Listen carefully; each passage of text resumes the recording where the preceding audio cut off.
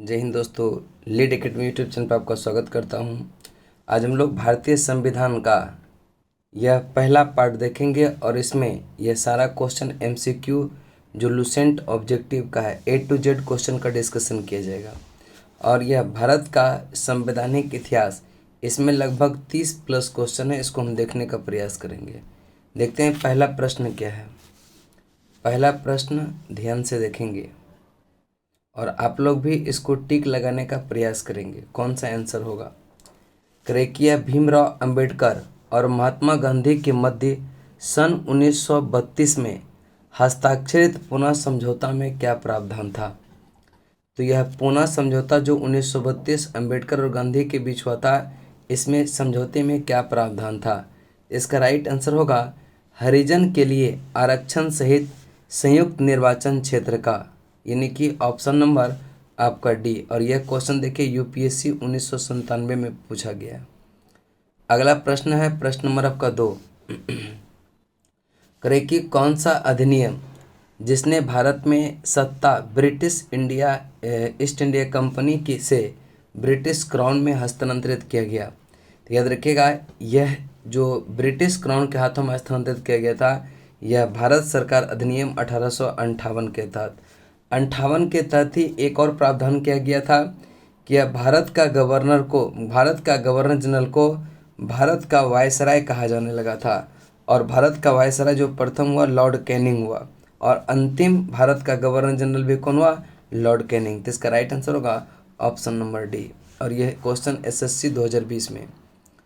अगला प्रश्न देखेंगे, निम्नलिखित में से किस अधिनियम द्वारा भारत के गवर्नर जनरल को अध्यादेश जारी करने की शक्ति प्रदान किया गया। तो याद रखिएगा, अध्यादेश जारी करने की जो शक्ति प्रदान किया गया, यह ऑप्शन नंबर आपका बी, भारत परिषद अधिनियम 1861, option number B right answer होगा। ये प्रश्न भी देखिए यूपी पीसीएस 1997 में पूछा गया। फिर करें कि यह सिद्धांत कि स्वतंत्र भारत के लिए नए संविधान को तैयार करना मुख्यतः खुद भारतीयों की जिम्मेदारी होनी चाहिए, पहली बार निम्नलिखित में से किस एक में यह स्वीकार किया गया था।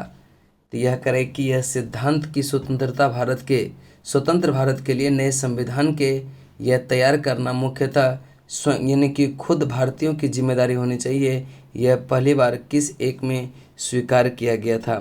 तो इसका राइट आंसर होगा लेनलिथगो का अगस्त प्रस्ताव में। और यह देखिए एनडीए 2020 का क्वेश्चन है। आगे है रेगुलेटिंग एक्ट कब पारित किया गया। तो इसका राइट आंसर होगा रेगुलेटिंग एक्ट 1773 में आया था, ऑप्शन आपका ए। और याद रखिएगा 1773 रेगुलेटिंग एक्ट के तहत ही 1774 में यह कलकत्ता में एक सुप्रीम कोर्ट की स्थापना किया गया, जिसका मुख्य न्यायाधीश जो था यह सर एलिजा एम्फे था। और यहीं पर यानी बंगाल के गवर्नर को क्या कर दिया, बंगाल का गवर्नर जनरल। और प्रथम बंगाल का गवर्नर जनरल हुआ यह लॉर्ड कौन हुआ, यह वारेन हेस्टिंग्स हुआ। याद रखिएगा, इसका राइट आंसर होगा ऑप्शन नंबर ए। और यह क्वेश्चन यूपी पीसीएस में पूछा गया है। आगे है करें कि भारत के गवर्नर जनरल के यह किस एक्ट के द्वारा अपनी समिति के निर्णय को अस्वीकार करने का अधिकार मिला। तो इसका राइट आंसर होगा 1786 का यह amendment act, option number C. आगे चलते हैं, महारानी विक्टोरिया को भारत की सम्राज्ञी नियुक्त किया गया था कब। तो महारानी विक्टोरिया को भारत की सम्राज्ञी नियुक्त किया गया था 1876, ऑप्शन आपका सी राइट आंसर है। नेक्स्ट प्रश्न चलते हैं, प्रश्न नंबर आपका 8। सम्राज्ञी विक्टोरिया ने 1858 की घोषणा में भारतीयों को बहुत सी चीज़ें दिए जाने का आश्वासन दिया, निम्न आश्वासनों में कौन सा ब्रिटिश शासन ने पूरा किया। तो याद रखिएगा, यह कौन सा आश्वासन पूरा किया था। तो रियासत को हड़पने की नीति समाप्त कर दी जाएगी, रियासत को हड़पने की नीति समाप्त की जाएगी, यह प्रावधान करेगी कौन सा पूरा किया था।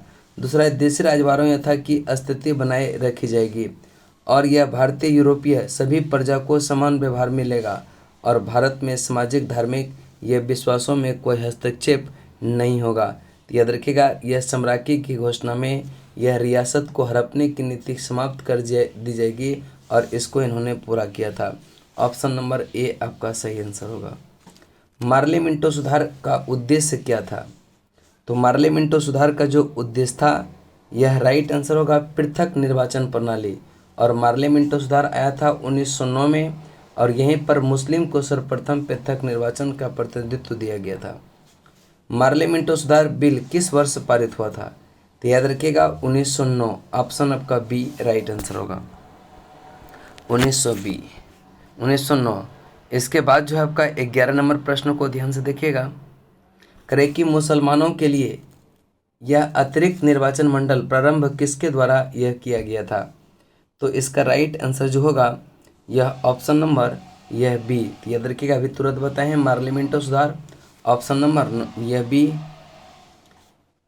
1909 के इंडियन काउंसिल एक्ट में यह किस बात की व्यवस्था की गई थी? 1909 के इंडियन काउंसिल एक्ट में किस बात की व्यवस्था किया गया था? तो इसका राइट आंसर जो होगा यह सांप्रदायिक प्रतिनिधित्व का, ऑप्शन बी। याद रखिएगा, यहाँ पर अभी हम क्वेश्चन का डिटेल डिस्कशन नहीं करेंगे। अब चाह रहे हैं कि आप लोग को कैसे करके ये पॉलिटी जो स्टार्ट किए हैं संपूर्ण पॉलिटी को जल्दी से रिवीजन करवा दें। ठीक है, नेक्स्ट चलते हैं। करें कि 13 मॉन्टेग्यू चम्सफोर्ड सुधार में प्रावधान का यह सार था। मॉन्टेग्यू चम्सफोर्ड सुधार में प्रावधानों का जो सार था वह कौन सा था? यह प्रांतों में दोहरा शासन। ऑप्शन नंबर आपका बी। 1946 का कैबिनेट मिशन यह 3 मंत्रियों में गठित, ये करें कि 1946 का मिशन 3 मंत्रियों से गठित निम्नलिखित में से कौन सा इसका सदस्य नहीं था? तो कैबिनेट मिशन में 3 सदस्य था, याद रखिएगा, पैंथिक लॉरेंस, यह स्टेफोर्ड क्रिप्स और एबी अलेक्जेंडर। इसके 3 अलावा के जो होगा वह उसका सदस्य नहीं था। इसका मतलब लॉर्ड एमरी ये इसका सदस्य नहीं था। और ये क्वेश्चन भी देखिए यूपीपीसीएस में क्वेश्चन पूछा हुआ है, यानी कि जितना भी इसमें प्रश्न है सारा कहीं न कहीं कोई न कोई एग्जाम में पूछा हुआ है। कैबिनेट मिशन योजना के विषय में कौन सा सही नहीं है? कैबिनेट मिशन के विषय में कौन सा जो है यह सही नहीं है? तो इसका राइट आंसर प्रांतियों का समूहीकरण की बात किया गया था कैबिनेट मिशन में, यानी कि यह कथन क्या हो गया? सही हो जाएगा, यानी कि एक सही है। द्वितीय है भारतीय सदस्यों वाला अंतरिम मंत्रिमंडल, ये भी। पाकिस्तान की स्वीकृति नहीं, संविधान का निर्माण का अधिकार, यह है। करें कि कौन सा सही नहीं है? इसका मतलब राइट आंसर जो हो जाएगा आपका ऑप्शन नंबर सी। ठीक है, आगे चलते हैं आपका 16 नंबर प्रश्न पर। करें क्या भारत का संविधान लागू होने तक स्वतंत्रता के पश्चात इसका शासन किसके अंतर्गत चलाया गया था? यह 1935 के भारत सरकार अधिनियम के अनुसार, ऑप्शन नंबर सी। आगे चलते हैं। करें कि भारतीयों को 1947 में सार्वभौम सत्ता सौंपने की योजना निम्न में से किस नाम से जानी जाती है? किस नाम से जानी जाती है? तो यह ऑप्शन सी हो जाएगा, माउंट बेटन योजना के नाम से। नेक्स्ट चलते हैं। करें कि कौन सा सही सुमेलित नहीं है? कौन सा सही सुमेलित नहीं है? अब देखिएगा मार्ली मिंटो सुधार, यह मार्ली मिंटो सुधार सांप्रदायिक प्रतिनिधित्व से संबंधित है, सही है। भारत शासन अधिनियम यह 1935 स्वशासन, कैबिनेट मिशन संविधान सभा का गठन, साइमन कमीशन यह भारत विभाजन से संबंधित यह नहीं था। तो इसका राइट आंसर जो होगा ऑप्शन नंबर यह डी हो जाएगा। करें कि भारत शासन अधिनियम 1919 के अंतर्गत यह विधायक का अंतिम निर्वाचन किस वर्ष हुआ था? तो यह 1919 के अंतर्गत जो अंतिम निर्वाचन हुआ था 1945 में। ऑप्शन आपका सी राइट आंसर होगा, ऑप्शन नंबर सी। आगे है अखिल भारतीय महासंघ स्थापित करने का प्रावधान यह शामिल है। तो यह किस अधिनियम के तहत अखिल भारतीय महासंघ स्थापित करने यह शामिल है? भारत सरकार अधिनियम 1935, ऑप्शन ए आपका राइट आंसर होगा। 20 का हो जाएगा कौन सा? ए। आगे है निम्नलिखित में से किस अधिनियम ने केंद्र में द्वैध शासन प्रणाली को स्थापित किया गया?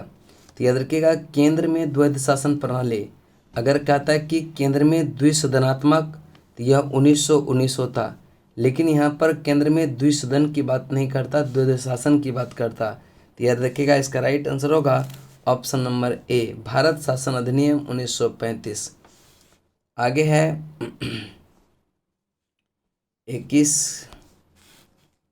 22 नंबर प्रश्न पे ध्यान देंगे।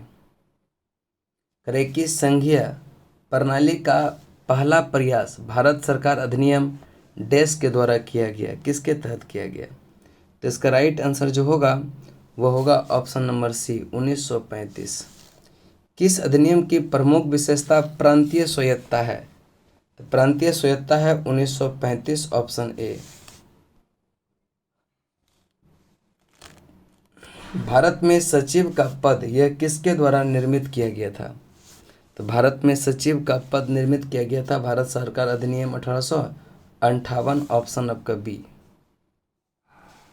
आगे है करें कि किस यह भारत सरकार अधिनियम के तहत पहली बार विधायिका में कुछ निर्वाचित प्रतिनिधित्व को मंजूरी दिया गया? तो इसका राइट आंसर होगा भारत सरकार अधिनियम 1909, ऑप्शन हो जाएगा कौन सा? बी।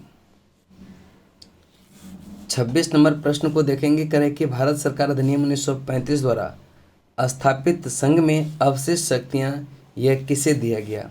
तो 1935 के तहत जो अवशिष्ट शक्तियां था वह किसको? गवर्नर जनरल को था, ऑप्शन आपका बी।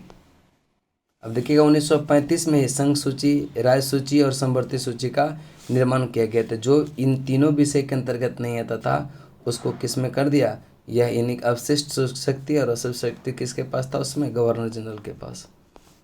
आगे है करें कि किस अधिनियम को मॉन्टेग्यू चम्सफोर्ड के नाम से जाना जाता है? तो मॉन्टेग्यू चम्सफोर्ड के नाम से 1919 के भारत शासन अधिनियम। तो ऑप्शन नंबर आपका कौन सा?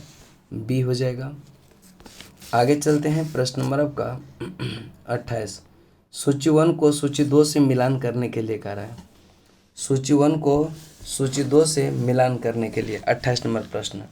अब देखिएगा यहाँ अगस्त की घोषणा की बात करता, यह अगस्त की घोषणा की अगर हम बात करता तो यहाँ पर है कि अगस्त का घोषणा का संबंध है किससे? लॉर्ड मॉन्टेग्यू से, यानी कि 1 का 2 हो जाएगा। फिर अगस्त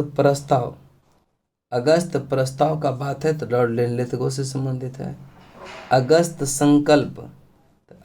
संकल्प की अगर हम बात करेंगे तो महात्मा गांधी, और प्रत्यक्ष कार्यवाही मोहम्मद अली जिन्ना। तो आपका जो राइट आंसर होगा 2143। तो 2143 ऑप्शन नंबर ए है और यही आपका क्या होगा? उत्तर हो जाएगा। फिर देखिएगा सूची 1 को सूची 2 से फिर कह रहा है कि मिलान करें। भारत सरकार अधिनियम के तहत पहली बार विधायिका में कुछ निर्वाचित प्रतिनिधित्व को मंजूरी दिया गया। इसमें यह जो है मिलान करना है। तो 1919 अधिनियम के तहत क्या प्रावधान हुआ था? तो याद रखिएगा प्रांतों में द्वैध शासन 1919, 1 का हो जाएगा 3। भारत सरकार अधिनियम 1935 की अगर हम बात करेंगे तो प्रांतीय स्वायत्तता की बात होगा। मार्ले मिंटो सुधार 1909 में की बात करेंगे तो सांप्रदायिक निर्वाचन, यानी किसका हो जाएगा? 4। भारत परिषद अधिनियम 1861 की अगर हम बात करेंगे तो यह 61 के तहत क्या प्रावधान था? तो यह 61 के प्रावधान था सती प्रथा का अंत। और 1858 का जो अधिनियम है 1858 का अधिनियम ब्रिटिश शक्ति, यह ब्रिटिश शासन में शक्ति है, यानी कि इसका हो जाएगा 5। 3, 1, 4, यह 2, 5, ऑप्शन नंबर बी, और यही आपका क्या होगा? उत्तर होगा। यहाँ तक यह आपका प्रश्न यह समाप्त होता। अगला आपका संविधान सभा, जो कि कल के वीडियो में हम लोग देखेंगे। चलिए तब तक के लिए जय हिंद, जय भारत।